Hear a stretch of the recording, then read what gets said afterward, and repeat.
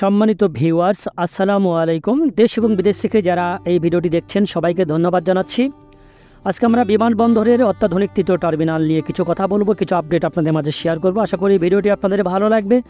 তবে ভিডিও শুরুর আগে একটু কথা বলতে চাই, কোটা আন্দোলনে যারা নিহত হয়েছেন তাদের সবার রুহের মাগফিরাত কামনা করি এবং পাশাপাশি যারা আহত হয়ে মেডিকেলে ভর্তি রয়েছেন সবার দ্রুত সুস্থতা কামনা করছে আল্লাহর দরবারে। এবং সেই সাথে তীব্র নিন্দা জানাচ্ছি যারা নির্বিচারে অর্থাৎ এই ছাত্রদের উপরে নির্বিচারে গুলি চালিয়েছে এবং যারা হুকুম দিয়েছে তাদের আমি তীব্র নিন্দা জানাচ্ছি। যৌক্তিক একটা আন্দোলনে নিরীহ ছাত্রদের উপরে এভাবে গুলি চালিয়ে কতটা জঘন্যতম কাজ করেছে সেটি বলার অপেক্ষা রাখে না। শুধু বাংলাদেশ থেকে নয়, সারা বিশ্ব থেকে কিন্তু এটি নিন্দা জানানো হচ্ছে। অর্থাৎ এই ঘটনা কিন্তু ভাষা আন্দোলনকেও কিন্তু হার মানিয়েছে এমনটি আমরা দেখতে পাচ্ছি। অর্থাৎ 200 জন প্লাস কিন্তু নিহত হয়েছে বিভিন্ন বেসরকারি হিসেবে বলছে, এবং সরকারি হিসেবে 150 জন হয়তোবা এই পর্যন্ত উঠে এসেছে, এবং শত শত লোক কিন্তু এখন আহত হয়ে মেডিকেলে ভর্তি রয়েছে। তো আমি সরকারকে অনুরোধ করব, প্লিজ যতটুকু হয়েছে এখানে স্টপ যাওয়া উচিত আমি বলে মনে করি। কেননা যতটুকু সমর্থন ছিল, যারা যুবক ছিল, যতটুকু মানুষের ভালোবাসা ছিল এই সরকারের প্রতি, সেটিও আমার মনে হয় যে বিনষ্ট হয়েছে এই ঘটনাকে কেন্দ্র করে। এবং এখনও কিন্তু বাড়ি বাড়ি তল্লাশি চালানো হচ্ছে, সাধারণ শিক্ষার্থীদের কিন্তু হয়রানি করে নিয়ে যাওয়া হচ্ছে, উঠিয়ে নিয়ে যাওয়া হচ্ছে, রাস্তাঘাটে মোবাইল চেকিং করা হচ্ছে। মনে হচ্ছে যে আরেকটি যুদ্ধ লেগেছে এদেশে, কারণ এটি কিন্তু কোনোভাবেই কাম্য নয়।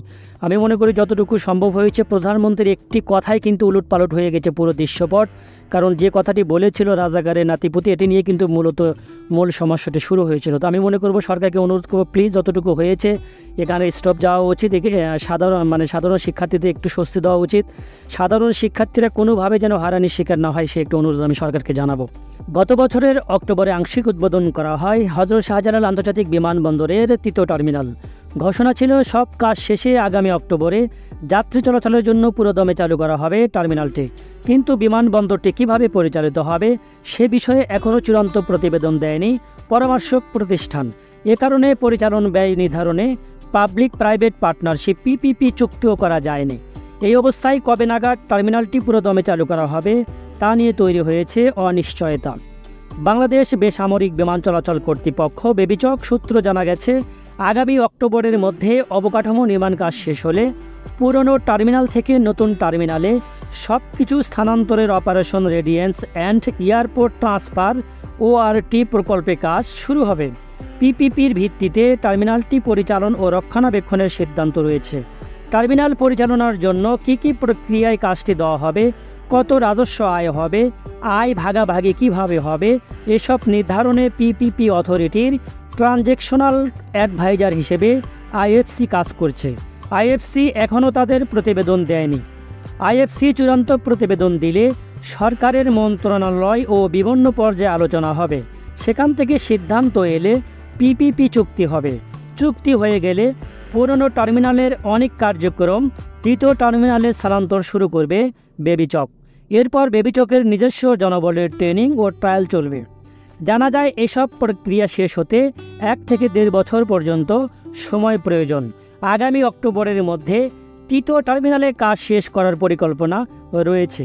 সেভাবেই কাজ এগিয়ে যাচ্ছে দ্রুত গতিতে। এরই মধ্যে 97% কাজ শেষ করা হয়েছে। বাকি 3% কাজ অক্টোবরের মধ্যে শেষ করা হবে এমনটি জানা গিয়েছে। এরপর তাদের নিজস্ব জনবলের ট্রেনিং হবে, তারপর চলবে ট্রায়াল। দর্শক, আপনারা জেনে থাকবেন এই বিমানবন্দরের তৃতীয় টার্মিনাল কিছুদিন আগেও কিন্তু আত্মসংকটে ভুগেছিল। ঠিকাদারি প্রতিষ্ঠানের কাছে টাকা না থাকায় বিভিন্ন বন্দরে ইকুইপমেন্ট গলে পড়েছিল। পরবর্তীতে বেবিচকের কাছে 150 কোটি টাকা চেয়ে একটি চিঠি দিয়েছিল। পরবর্তীতে সেটি বেবিচক দিয়েছিল সেই ঋণের টাকা। তারপর থেকে কাজটি কিন্তু আবার শুরু হয়েছে। বলাই চলে বাংলাদেশের যতগুলি প্রকল্প রয়েছে প্রতিটি প্রকল্পেই কোনো না কোনো সমস্যা রয়েই যায়। আমরা ভেবেছিলাম এই তৃতীয় টার্মিনালটি হয়তোবা নির্ধারিত সময়ের মধ্যেই কোনোরকম প্রতিবন্ধকতা ছাড়াই কাজ শেষ হবে, তবে এটিও কিন্তু দেখা যাচ্ছিল ব্যতিক্রম একটি চিত্র।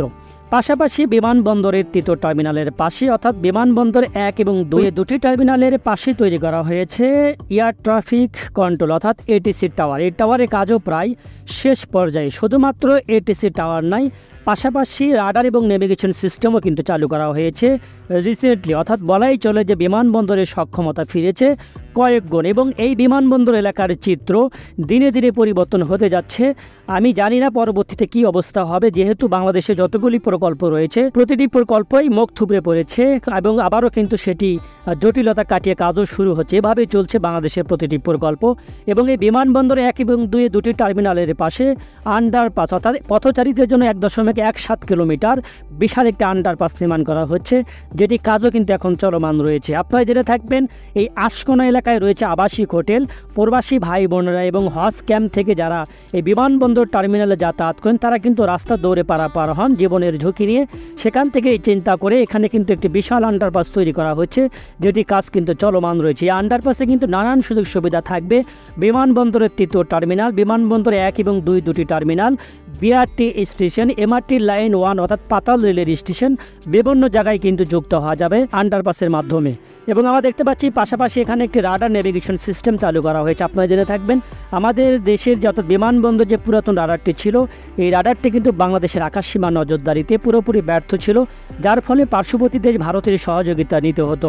আপনারা জেনে থাকবেন কোনো দেশের এয়ারলাইন্স যদি বিনা অনুমতিতে অন্য দেশের আকাশসীমা ব্যবহার করে তাহলে তাকে জরিমানা স্বরূপ $500 থেকে $1000 পরিশোধ করতে হয়। যেহেতু আমাদের দেশের রাডার এতদিন নষ্ট ছিল, যার ফলে এই রাজস্বটি কিন্তু সরকার হারিয়েছে। তবে এই রাডারটি স্থাপনের পর থেকে আমরা কিন্তু আকাশসীমা নজরদারি করতে পারছি এবং যে জরিমানার যে অর্থ সেটি কিন্তু বাংলাদেশের রাজস্ব খাতে যুক্ত হচ্ছে।